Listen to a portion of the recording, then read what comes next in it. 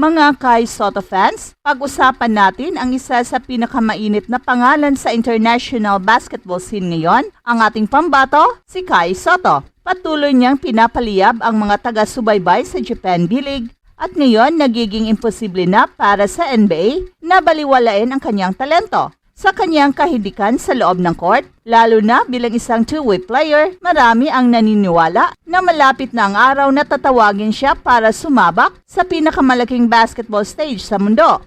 At ano nga ba ang ibig sabihin ng two-way player? Sa basketball, ang terminong ito ay ginagamit para ilarawan ang mga manlalaro na hindi lamang nag-e-excel sa isang aspeto ng laro. Sila ang mga player na may kakayahang magbigay ng malaking kontribusyon sa parehong opensa at depensa. Isang bihirang kombinasyon na hinahanap ng mga kupunan, lalo na sa mga professional na liga tulad ng NBA. So sa madaling salita, sila ang mga player na kayang magdala ng puntos sa scoreboard habang sinisiguro rin na hindi basta-basta makakapuntos ang kanilang mga kalaban. At ito ang eksaktong ginagawa ni Kai sa bawat laro niya para sa Koshigaya Alpha sa Japan B-League. Ang pagiging isang two-way player ni Kai ay kitang-kita sa bawat salang niya sa court. Sa opensa, nagagamit niya ang kanyang tangkad at husay para makapuntos sa pamamagitan ng solid post moves na gagawa niyang makalamang laban sa mas maliliit at mas mahihinang defenders. At hindi rin maitatanggi ang kanyang soft touch sa mid-range na siyang nagbibigay sa kanya ng versatility sa scoring. Hindi siya limitado sa ilalim ng ring, kaya rin niyang tumira mula sa labas na nagdadagdag ng pressure sa depensa ng kalaban. Sa ilang pagkakataon, nakikita rin natin si Kai na nag-attempt ng three-pointers, isang bihirang kasanayan para sa mga big man na lalong nagpapatunay sa kanyang pagiging modernong sentro. At bukod sa kanyang offensive skills, hindi rin matatawaran ang depensa ni Kai. Sa kanyang taas at wingspan, natural siyang rim protector. Ang kanyang presence sa ilalim ay siyang nagbibigay ng dagdag na kumpiyansa sa kanyang kupunan dahil alam nilang may last line of defense sila. Madalas silang nakapagtala ng multiple blocks per game na nagiging mahirap para sa sinumang player na gustong umatake sa basket. At bukod pa rito, kaya rin ni Kai na mag-switch sa mas maliliit na players, pinapakita ang kanyang footwork at agility na hindi karaniwan sa mga may tangkad na player na katulad ni Kai. Ang mga ganitong klase ng two-way players ay bihira at mahalaga sa anumang kupunan. Hindi lang nila binabalanse ang laro, kundi sila rin ang nagbibigay ng stability at versatility sa team. Kaya naman, kung tutuusin, hindi malayo na maging susunod na hakbang ni Kai ang NBA. Dahil patuloy niyang pinapatunayan na kaya niya makipagsabayan sa mga pinakamahusay na atleta sa mundo. Sa depensa naman, si Kai ay literal na pader sa ilalim ng ring. Ilang beses na niyang napigilan ang mga top scorers ng kalaban sa pamamagitan ng kanyang shot blocking skills at presence sa paint.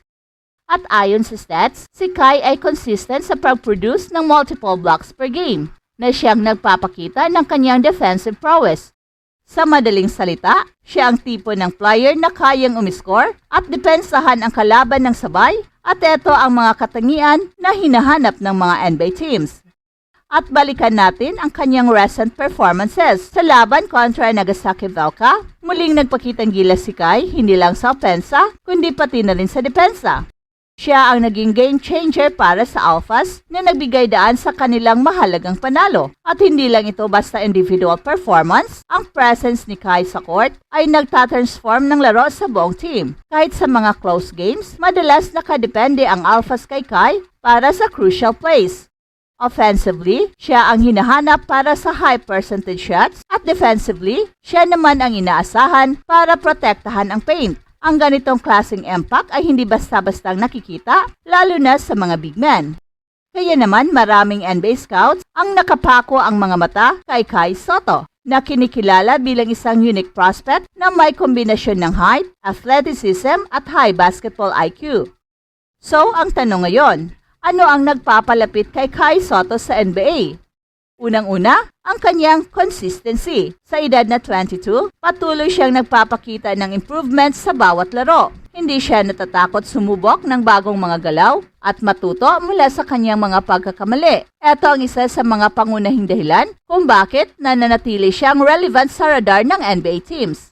Pangalawa, ang kanyang work ethic at professionalism. Sa kabila ng pressure at expectations, nananatiling grounded si Kai. Pinatunayan niya na kaya niyang mag-adjust at mag-excel sa iba't ibang playing environment. Mula sa NBL Australia hanggang sa Japan B-League. Ang versatility na ito ay isang malaking asset, lalo na't ang NBA ay isang liga kung saan ang adaptability ay napakahalaga. Pangatlo, ang kanyang potential. Maraming eksperto ang naniniwala na sky's the limit para kay Kai. Ang kanyang kombinasyon ng skills at physical attributes ay bihira, kaya't hindi nakapagtataka kung bakit maraming NBA teams ang nagbabantay sa kanya. At habang tumataas ang kanyang laro, mas lalo siyang nagiging attractive prospect para sa mga NBA teams na naghanap ng future cornerstone big man. Higit pa sa personal na tagumpay, ang journey ni Kai ay isang inspirasyon para sa mga batang Pinoy na nangangarap ding makapasok sa NBA. Siya ang living prospect na sa tamang disiplina, tiyaga at determinasyon, kayang maabot ang pangarap kahit pa ito ay tila imposible. Ang kanyang tagumpay ay hindi lang para sa kanyang sarili, kundi para rin sa buong Pilipinas na matagal nang naghihintay ng isang homegrown Pinoy na makapaglaro sa NBA. At kapag mapasok ni Kai ang NBA, hindi lang siya basta magiging player, siya rin ang magiging ambassador ng Philippine basketball sa international stage. Makikilala ng mundo ang galing ng Pinoy at malamang mas dadami pa ang mga scouts na maghanap ng talento mula sa ating bansa. Mga Kai Sotto fans, ang NBA dream ni Kai ay abot kamay na. Sa kanyang kahindikan bilang isang two-way phenom, wala nang dahilan para hindi siya i-consider ng mga NBA teams. Ang kanyang journey ay patunay na ang talento at determinasyon ay kayang lampasan ang anumang balakid. Kaya't patuloy tayong mag-aabang, magdasal at sumusuporta dahil malapit na ang araw na makikita natin si Kai sa NBA, dala ang bandila ng Pilipinas. Hey, hey, hey! Attention mga kapatrol! Get ready for an epic giveaway! Once Express Info hits 150k subscribers, one lucky winner will win the incredible Oppo Reno 11F 5G smartphone. Here's how to join. Step 1. Subscribe to Express Info right now. Step 2. Like this video. Then step 3. Comment anything good and positive about our idol Kai Sotto.